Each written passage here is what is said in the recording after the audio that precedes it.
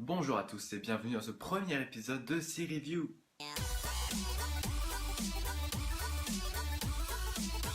Non, y a pas d'intro. Vous vous demandez sûrement. Hein? C-Review est une chronique de série dans laquelle j'analyserai une série en résumant son premier épisode. Pour cette première chronique, j'ai décidé de parler de The Flash, une série cool, mais aussi parce que j'ai suivi sa production du début à la fin de sa première saison. Et une deuxième saison arrive là, non ça juste. Alors The Flash est adapté du comics éponyme Flash créé par Garner Fox et Harry Lampert. Cette série est lancée par les créateurs d'Arrow, Andrew Kreisberg et Greg Berlanti, ainsi que du scénariste phare de DC, Geoff Johns, qui a bossé notamment sur l'excellente série d'animation Justice League ainsi que sur Smallville. Elle est produite par Warner et distribuée sur CW. Sortie en octobre 2014, The Flash est la troisième série DC à voir le jour après Arrow ainsi que Gotham, sortie un mois auparavant. En effet, après certaines apparitions dans Arrow ainsi qu'un épisode introductif, The Flash sera lancé à la fin de la saison 2 d'Arrow. Et partira vers un tout autre type d'environnement, ce qui fera de The Flash une série à part entière. Et ça fait plaisir. À présent, si vous n'avez pas ou juste partiellement regardé la série, je vous conseille déjà d'aller la regarder, parce que, ouais, quand même, bonne série quoi. Et si ça vous dérange pas d'être spoilé, ben, restez. Il me faudrait 30 minutes pour parler de toute cette série, mais bon, j'ai pas trop envie de faire une vidéo de 30 minutes immense sur une seule vidéo. Et ben, j'aurais un peu raccourci le format. Voilà. Donc maintenant, va y avoir du spoil. Oh, c'est parti. On est introduit ici à l'histoire de Barry Allen, un jeune homme débordé H24, souvent en retard et harcelé par des brutes étant jeune. Après le meurtre de sa mère Nora dans de mystérieuses circonstances dans sa maison, Barry se retrouve recueilli par Joe et Iris West suite à l'arrestation de son père jugé coupable pour le meurtre de sa femme. Barry faisant partie de la police scientifique de Central City, ce dernier est appelé sur une scène de crime dont les responsables sont les frères Marden. Barry inspecte les lieux du crime avec un effet bien trouvé qui me fait fortement penser à ceux de Sherlock scénarisés par un demi-dieu de l'imagination, Steven Moffat. Mais j'en reparlerai. Barry pense avoir trouvé un moyen de les trouver en déduisant que les excréments trouvés sur les lieux du crime pouvaient provenir d'une ferme et ses analyses indiquent qu'effectivement elles contiennent un certain antibiotique utilisé seulement dans 4 fermes à l'heure actuelle. Barry et Iris vont à l'inauguration du super accélérateur d'Harrison Wells, apparemment très en avance sur son temps.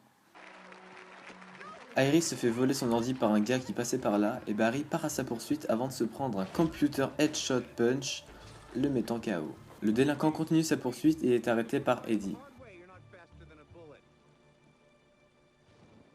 Joe et son collègue vont tous deux à la ferme où se trouvent les Marden avant que l'un des frères, courant rejoindre l'autre en avion, tire dans la gorge du coéquipier de Joe avant de s'enfuir, le tuant presque sur le coup. LOL. Barry étant retourné à son labo pour voir le démarrage du super accélérateur se rend compte que quelque chose cloche avant que ce dernier n'explose et ne crée bientôt.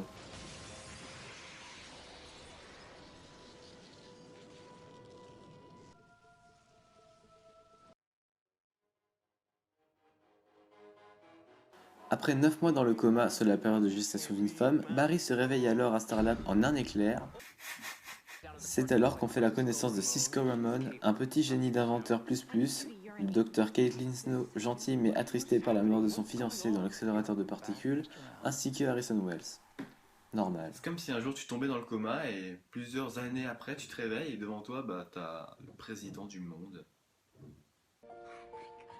Barry va voir Iris dans son café juste après s'être réveillé au calme alors que Barry se rend compte qu'il a atteint certaines compétences lorsqu'une employée renverse son plateau digne du meilleur des Spider-Man. J'ai bien dit le meilleur. Clyde Marden, qui n'est en fait pas mort, cambriole une banque grâce à ses nouveaux pouvoirs de contrôleur du nuage en tuant 2 autres victimes. Clyde Marden est alors devenu, comme Barry, un méta-humain, ou plutôt en anglais, un meta-human. Barry retourne dire bonjour au commissariat après 9 mois d'absence alors que Joe et son nouveau partenaire Eddie sont appelés sur les lieux du cambriolage. Lorsque Barry veut empêcher un prisonnier de s'emparer d'un 9 mm en utilisant son hyper-vitesse pour l'en empêcher. Arrive alors la scène où tout nouveau super-héros découvre ses pouvoirs et Barry se rend compte qu'il peut courir à une vitesse qui dépasse l'entendement. Barry se retrouve avec la petite équipe sur un terrain vague afin d'effectuer des tests de vitesse et ce dernier remarque que Caitlin ne sourit pas beaucoup et c'est compréhensible car son patron est en fauteuil roulant et son fiancé est mort. Barry fait son test de vitesse quand celui-ci a un flashback et se brise le poignet. On apprend ensuite que ses capacités ne s'arrêtent pas à sa vitesse, mais qu'il peut aussi guérir très rapidement. In 3 hours. On apprend aussi qu'Iris sort avec Eddie et que Barry est depuis un bon bout de temps dans la friend zone. Barry se confronte alors à Clyde Marden, pouvant créer pour l'instant de la brume,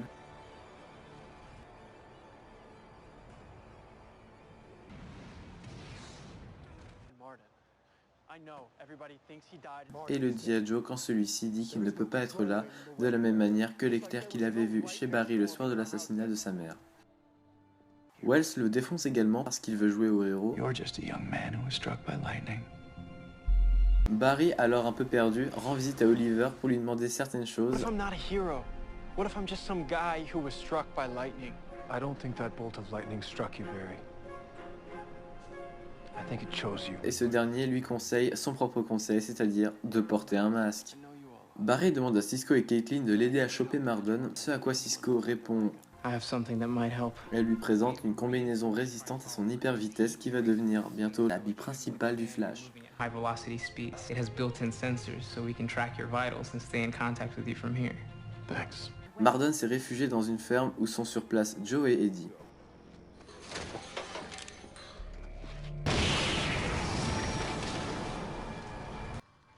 Clyde crée une tornade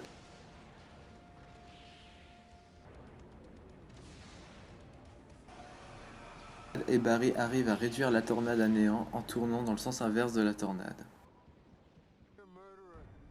Clyde sort un revolver pour finir Barry avant de se faire abattre violemment par Joe. Joe sait maintenant que Barry est le Flash. Ce premier épisode se termine sur l'introduction d'une sous-intrigue qui va devenir l'intrigue principale de cette saison, celle d'Harrison Wells.